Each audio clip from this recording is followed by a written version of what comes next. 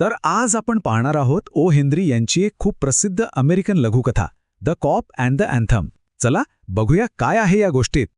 कथेची सुरुवातच एका अशा प्रश्नानं होते जो आपल्याला विचार करायला लावतो की असं कोण असेल ज्याला कडाक्याच्या थंडीपासून वाचण्यासाठी चक्क तुरुंगात जावंसं वाटेल. ऐकायला विचित्र वाटतंय हो ना, पण याच प्रश्नाभोवती ही सगळी कथा फिरते. तर भेटूया आपल्या कथेच्या मुख्य पात्राला. सोपी हा न्यूयॉर्कच्या रस्त्यांवर राहणारा एक बेघर माणूस आहे आणि हिवाळ्यासाठी त्याने एक भन्नाट योजना आखली आहे. म्हणजे बघा, त्याच्यासाठी तुरुंग म्हणजे काही शिक्षा वगैरे नाहीये. उलट ते आहे त्याचं विंटर आयलंड, एक असं ठिकाण जिथे त्याला 3 महिने आरामात जेवण, निवारा आणि सगळ्यात महत्त्वाचं म्हणजे कडाक्याच्या थंडीपासून ऊब मिळणार होती. तर गोष्ट सुरू होते न्यूयॉर्कमध्ये.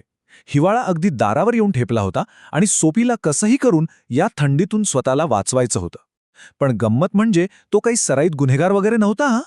त्याचे गुन्हे करण्याचा उद्देश फक्त एकच होता, या थंडीत जिवंत राहणं. त्याची योजना तशी तर अगदी साधी सरळ होती. काय करायचं तर एक छोटा मोठा गुन्हा करायचा, पोलिसांना बोलून अटक व्हायचं आणि मग न्यायाधीशांकडून 3 महिन्यांची शिक्षा मिळवायची. त्याला तर पूर्ण खात्री होती की यश अगदी जवळच आहे. आणि या योजनेची सुरुवात तो करणार होता एका मोठ्या आलिशान कॅफेमधून. पण सोपीची ही सोपी योजना वाटती तितकी सोपी अजिबात नव्हती. त्याचे तुरुंगात जाण्याचे प्रयत्न एकामागोमाग एक कसे फसतात आणि सगळा मामला कसा विनोदी होत जातो ते आता पाहूया. म्हणजे अटक होण्यासाठी सोपीने काय काय नाही केलं. रेस्टॉरंटमध्ये जेवून बिल न देण्याचा प्रयत्न करण्यापासून ते रस्त्यावर उगाचच आरडाओरडा करण्यापर्यंत सगळं करून झालं. पण प्रत्येक वेळी त्याचं नशीब त्याच्याशी असा काही विचित्र खेळ खेळत होतं की बस. तर बघा, त्याचा पहिलाच प्रयत्न कसा फसला. तो एका मोठ्या रेस्टॉरंटमध्ये जेवून पळून जायच्या बेतात होता. पण आज शिरणार तोच तिथल्या हेडवेटरची नजर त्याच्या फाटलेल्या पॅन्ट आणि जुन्या बुटांवर पडली. झालं, त्याला आत पाऊल ठेवण्याआधीच बाहेरचा रस्ता दाखवण्यात आला. म्हणजे गंमत बघा, त्याच्या गरिबीमुळेच तो अटक होण्यापासून वाचला. मग सोपीनं काय केलं? एका दुकानाच्या काचेवर दगड फेकला आणि काहीच झालं नाहीये अशा आविर्भावात शांतपणे तिथेच उभा राहिला. पोलीस आला, पण त्यानं सोपीवर विश्वासच ठेवला नाही. तो पोलिसाला म्हणाला, तुम्हाला नाही वाटत की यात माझा काहीतरी हात असेल? तर पोलीस त्याला म्हणतो, अरे जो कोणी काच फोडतो तो इथे थांबून गप्पा मारत बसत नाही, तो पळून जातो. आणि असं म्हणून तो पोलीस दुसऱ्याच कोणाच्या तरी मागे धावत सुटला. चला, तिसरा प्रयत्न. आता सोपीने ठरवलं की आपण दारू पियायलासारखं नाटक करायचं आणि रस्त्यावर गोंधळ घालायचा. तो मोठ्याने ओरडू लागला. पण तिथल्या पोलिसाला काय वाटलं की हा येल कॉलेजचा एखादा विद्यार्थी आहे जो फक्त मित्रांसोबत थोडी मस्ती करतोय. त्यानं सोपीकडे साफ दुर्लक्ष केलं. म्हणजे बघा, इथेही त्याची डाळ शिजली नाही. आणि त्याचा पुढचा प्रयत्न तर या सगळ्यावर कळस होता. त्यानं एका माणसाची रेशमी छत्री सरळ सरळ चोरली. पण त्या माणसानं पोलिसांना बोलवण्याऐवजी उलट सोपीचीच माफी मागितली. त्याला वाटलं की ती छत्री कदाचित त्यानेच कुठून तरी उचलली असेल. म्हणजे सोपीचं नशीब इतकं विचित्र होतं की त्याला कोणी गुन्हेगार मानायलाच तयार नव्हता. सगळे प्रयत्न फसल्यानंतर बिचारा सोपी पूर्णपणे निराश होऊन शहरात असाच भटकू लागतो. आणि मग तो एका जुन्या चर्चजवळ पोहोचतो.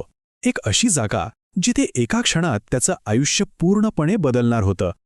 तो एका शांत रस्त्याच्या कोपऱ्यावर उभा होता आणि त्याचवेळी त्या जुन्या चर्चमधून ऑर्गन वाजवण्याचा एक खूप गोड आवाज येत होता.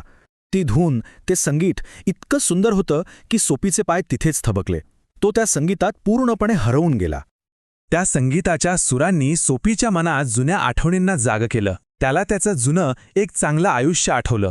एक असं आयुष्य ज्यात आई होती, प्रेम होतं, मित्र होते आणि मोठी मोठी स्वप्न होती. आणि त्याला जाणवलं की त्याचं आजचं आयुष्य ह्या सगळ्याच्या कितीतरी विरुद्ध दिशेला चाललं होतं. आणि ही तुलना त्याच्या काळजाला आरपार भिडली. त्याला अचानक साक्षात्कार झाला की तो किती चुकीच्या मार्गावर आला आहे. त्याला स्वतःच्या या निरर्थक इच्छा, हरवलेल्या आशा आणि वाया घालवलेल्या आयुष्याचा खूप जास्त पश्चाताप झाला.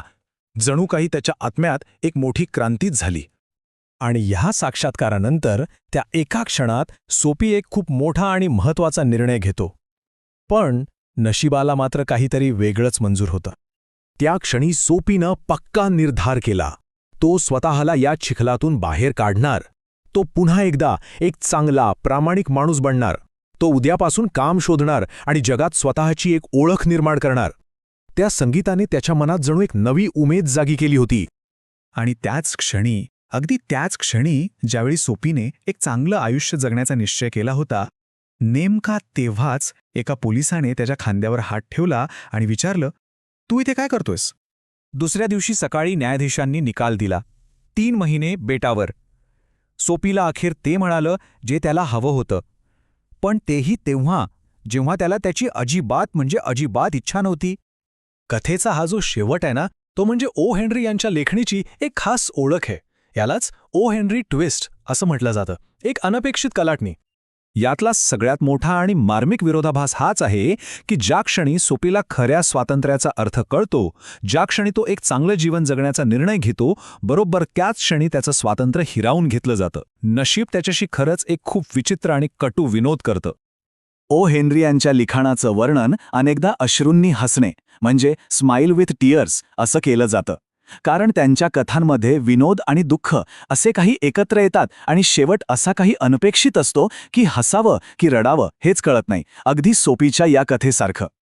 आणि शेवटी एकच प्रश्न मागे उरतो, सोपीसोबत जे काही घडलं ते त्याचं नशीब होतं की फक्त एक वाईट वेळ, एक दुर्दैवी योगायोग? नशीब, स्वातंत्र्य आणि नियती यावर आपल्याला विचार करायला लावणारी ही कथा इथे संपते.